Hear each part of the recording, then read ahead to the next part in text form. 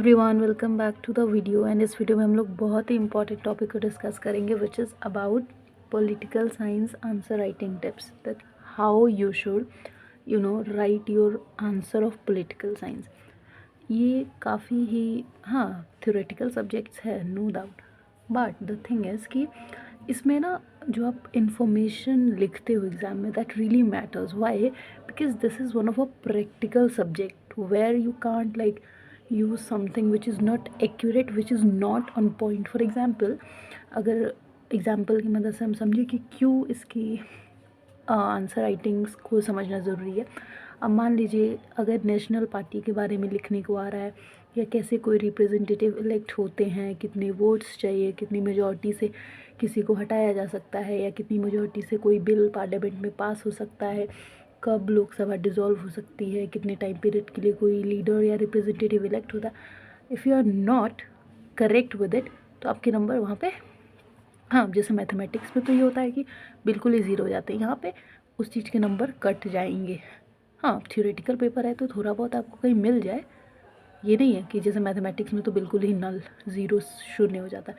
इसमें शायद अगर 5 नंबर का क्वेश्चन है, अगर ये जो मेन पॉइंट्स जो अभी मैंने मेंशन किए, अगर आप वहाँ पे मिस्टेक्स करते हैं तो ये हो सकता है कि अगर 5 नंबर का है और आपने लिखा है, आंसर की रिक्वायरमेंट को पूरी किया है, ये मिस्टेक्स किए, तो उसके नंबर कटेंगे ज़रूर 100%, राइट। तो यू शुड अंडरस्टैंड कि आपको एग्ज़ाम से पहले किन चीज़ों का ध्यान रखना चाहिए, एंड आप अपने नंबर कटने से बचा सकते हो। तो here are some of the point that I personally feel, because I too had this subject in my school days and in graduation as well. So I'll be glad if I'll help you in any way. So let's get started with the video. What you should be in your mind when attempting your political science answer in your board exams. So here is the first point: accurate information. Just the example जो मैंने आपको दिए थे कि India में जैसे मान लीजिए आपको नेशनल पार्टी या स्टेट पार्टी पे क्वेश्चन आ जाए, तो नेशनल पार्टी की क्या रिक्वायरमेंट होती है, कितने % सीट्स चाहिए, कितने % मेजॉरिटी ऑफ वोट्स होने चाहिए। उसी तरीके से स्टेट पार्टी की क्या रिक्वायरमेंट होती है, जैसे नेशनल पार्टी नेशनल लेवल के लिए काम करती है, स्टेट पार्टी स्टेट लेवल के लिए काम करती है, और कितने मेजॉरिटी ऑफ वोट्स चाहिए स्टेट पार्टी को जीतने के लिए, कब एक स्टेट पार्टी कहलाती है, या कब एक नेशनल पार्टी कहलाती है। ये सब जो है आपको एक्यूरेट इन्फॉर्मेशन होनी चाहिए, then only you will be able to answer. जैसे लोकसभा के अंदर जो 2 हाउस है, कैसे लोकसभा का पूरा कंट्रोल होता है, मनी बिल के अंदर राज्यसभा का इतना कुछ खास पावर नहीं होता। You should be knowing, right. अब मान लीजिए कि आप सोचेंगे कि लोकसभा और राज्यसभा दोनों ही पार्लियामेंट के हाउसेज है, दोनों के पास पावर है, यहाँ तक तो ठीक है। लेकिन अब जो ऑर्डिनरी बिल है, या ऑर्डिनरी बिल है, तो उस पर दोनों हाउसेस का बराबर योगदान रहता है। लेकिन money bill pay completely Lok Sabha की मर्जी चलती है, राज्यसभा की बिल्कुल भी नहीं। भले वो सजेशन दे रहा है, लेकिन माना ना माना कम्प्लीटली लोकसभा पे। तो ये सारी चीज़ें आपके पास एक्यूरेट इन्फॉर्मेशन मिलनी चाहिए, राइट। सो ये सब चीज़ों का ध्यान रखिए while attempting your political science answer. Next is use headings. Heading से मतलब है, जैसे मान लीजिए कि क्वेश्चन आ गया कि write some of the information about parliament and its houses. तो अब आप पार्लियामेंट एक ऊपर लिख दिया आपने, और आंसर उसको पैराग्राफ में लिखे नो। तो पार्लियामेंट जैसे हेडिंग आ गई, ठीक है। तो पार्लियामेंट लिखने के बाद अब उसके अंदर उसके 2 हाउसेज, लोकसभा राज्यसभा आते हैं, तो वो हेडिंग्स आप मेंशन किया करो एंड देन अंडरलाइन इट। उससे क्या होता है ना, because this subject as I told you in the very beginning of this video is very practical. ये सब्जेक्ट बहुत प्रैक्टिकल है। तो जब आप हेडिंग्स को हाईलाइट करते हैं ना, तो उसमें प्रैक्टिकलिटी दिखती है, तो वो आंसर्स लगता है टीचर्स को कि yes the student have understood the demand of the subject, और फिर आपके मार्क्स नहीं कटते हैं ज़्यादा, राइट। सो जो नेक्स्ट पॉइंट है that is right and points. देखिए पॉइंट्स में लिखने से ये फ़ायदा होता है। पॉइंट्स में हम कब लिखते हैं और पैराग्राफ्स में कब लिखते हैं?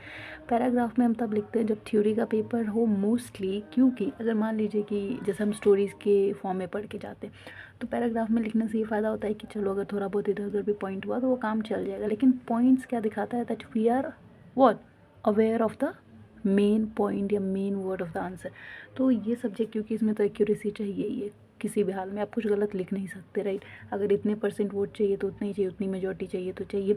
कब नेशनल पार्टी बनने के लिए कितने स्टेट में रिकग्नाइजेशन होना चाहिए, वो चाहिए तो चाहिए। उसमें आप खुद से तो नहीं कर सकते ना।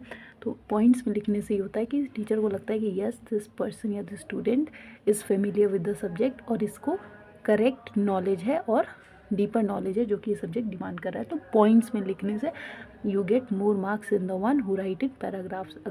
जो आप पॉइंट्स में लिखोगे दूसरा पैराग्राफ में, तो पॉइंट्स वाले को ज़्यादा नंबर ऑब्वियस मिलेंगे, क्योंकि for teacher it will be easier to check, और ये क्लियरली दिखा रहा है ना कि yes you have enough knowledge. Next is refer to the updated data.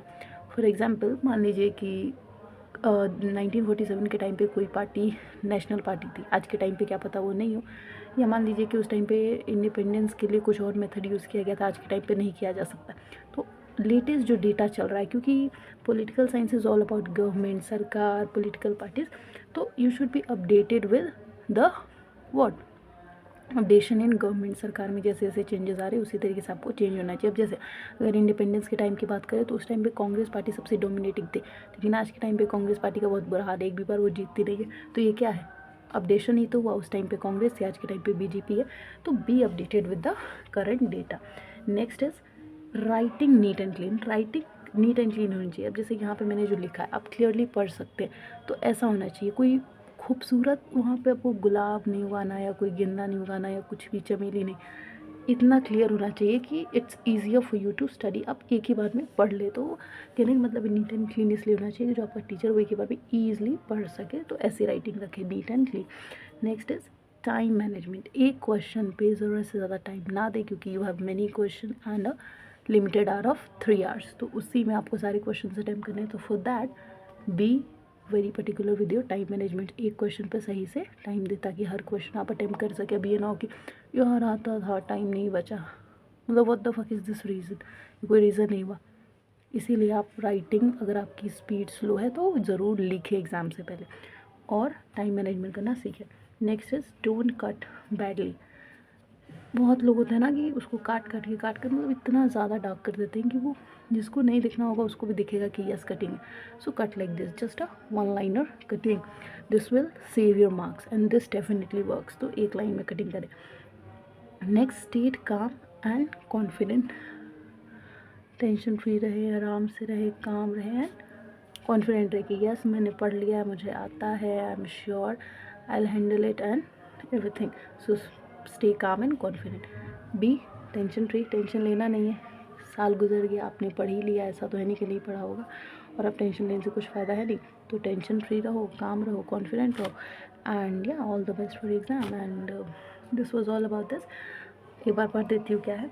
Accurate information रखना पॉलिटिकल साइंस के एग्ज़ाम के लिए, हेडिंग्स ज़रूर यूज़ करना, उसको अंडरलाइन करना, पॉइंट्स में लिखना, अपडेटेड डेटा को रेफर करना, राइटिंग नीट एंड क्लीन रखना, टाइम मैनेजमेंट करना, क्वेश्चन के हिसाब से, कटिंग बेढंगे रंग से मत करना, एक लाइन से करना, और काम रहना, कॉन्फिडेंट रहना, टेंशन फ्री रहना, और अच्छा लगे तो लाइक कर देना, शेयर कर देना, और खान एडमिशन रिसर्च को सब्सक्राइब कर देना। बाय, फिर मिलेंगे न्यू वीडियो के साथ, तब तक के लिए थैंक यू।